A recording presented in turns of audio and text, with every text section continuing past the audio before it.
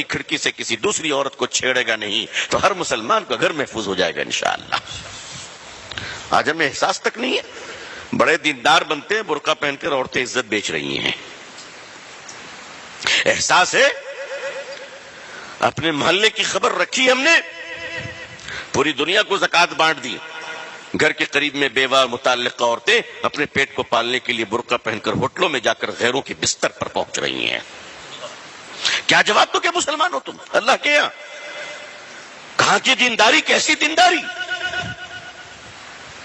ان چیزوں کو روکنے کی ترکیب یہ ہے کہ ضرورتوں کو پوری کیجئے، ورنہ غریبی آدمی کو شرک اور کفر کے دروازے تک پہنچا دیتی ہے۔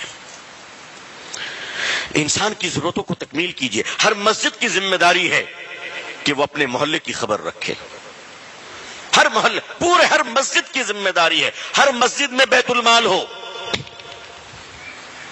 ہر مسجد کے اندر ایک بیت المال ہو۔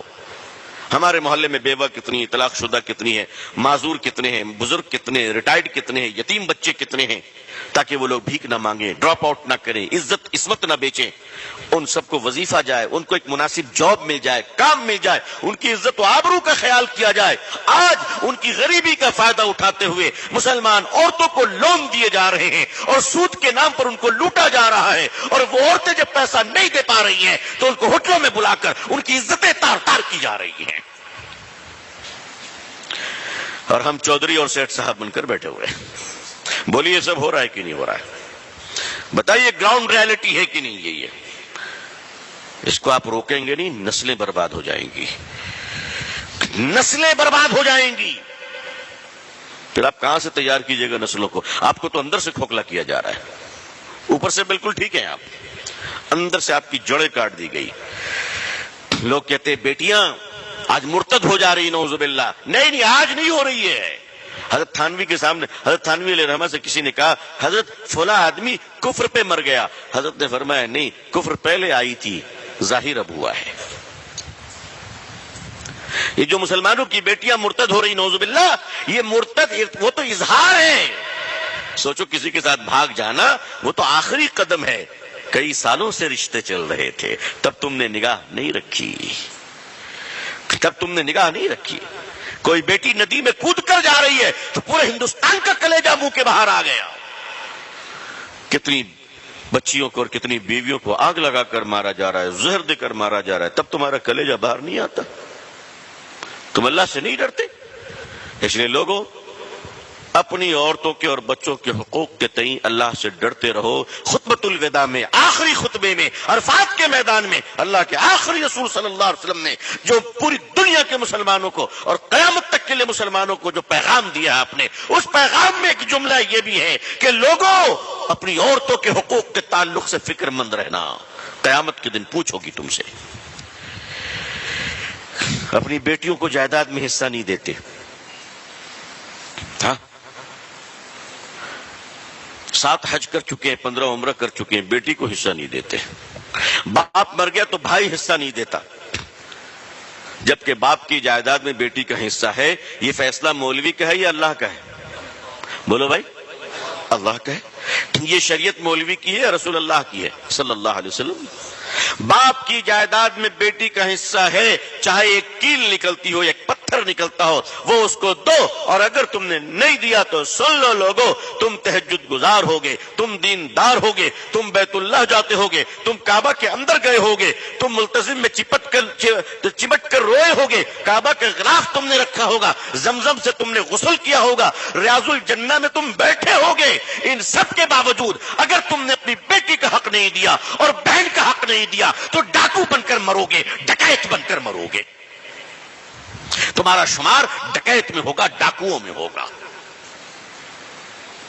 خاندان میں، نسلوں میں آگ لگ جائے گی، اس مال میں کبھی برکت نہیں ہوگی۔ اس لیے عزیزان ملت، یہ مہم چلائیے کہ ہم اپنی بیٹیوں کا حصہ دیں گے جائیداد میں انشاءاللہ۔ ہماری بیٹیاں کیوں بھاگیں گی کہیں اگر ہم انصاف کریں؟ اللہ ہماری بیٹیوں کے ایمان کی حفاظت فرمائے، اللہ ہم سب کے اور آپ سب کی بیٹیوں کی حفاظت فرمائے۔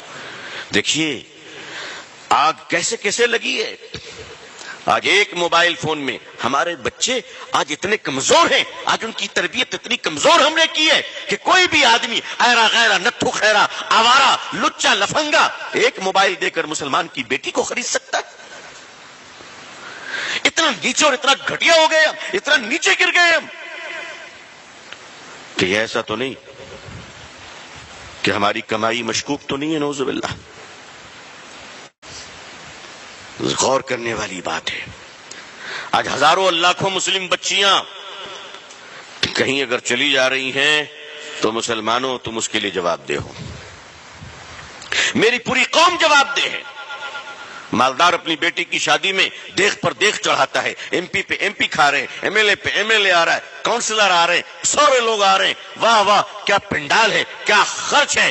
دو دیکھ کھانے جو ہے وہ ضائع بھی ہو گئے، برباد بھی ہو گئے، کھانا پھینکا جا رہا ہے، کھایا جا رہا ہے، گرایا جا رہا ہے، اور وہ پیسوں کی بہتات ہے اور وہ پیسوں کی فراوانی ہے اور وہ دکھاوا اپنے مالداری کا، اور بارات آ رہی ہے اور پٹاخے اور آتش بازیاں ہو رہی ہیں اور بڑے بڑے قیمتی ہال اور ہوٹل لیے گئے ہیں. اور وہیں پر اگر کوئی مسلمان بچی اپنی غربت کی وجہ کر شادی نہیں ہو پا رہی ہے اور اس کا غریب بوڑھا باپ مسجدوں میں کھڑا ہو کر کہتا ہے کہ میرے بھائیوں میری بیٹی کی شادی ہے، مدد کرنے کے لیے مجھے کچھ بھیک میں دے دو تاکہ میں اپنی بیٹی کی شادی کر لوں. جس قوم اور سماج میں ایک مسلمان اپنی بیٹی کی شادی کرنے کے لیے مسجدوں میں بھیک مانگتا ہو، اس قوم کے مالداروں کو ڈوب مرنا چاہیے، ڈوب مرنا چاہیے.